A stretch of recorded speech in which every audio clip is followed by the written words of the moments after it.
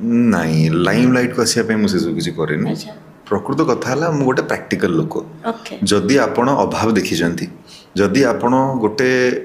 lower middle class family ऊपर को उठिछंती आपनको मुंडरे दी तीन जिनस थिबो मते पैसा कमेबार अछि बापा मां को खुशी रखियार अछि जगन्नाथ महाप्रभु ପାଇଁ काम କରିବାର ଅଛି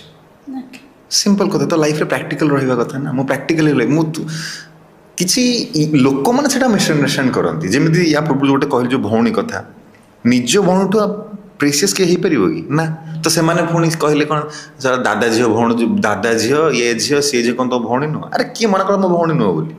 तमें कौन दुनियाटा जाक मो भौणी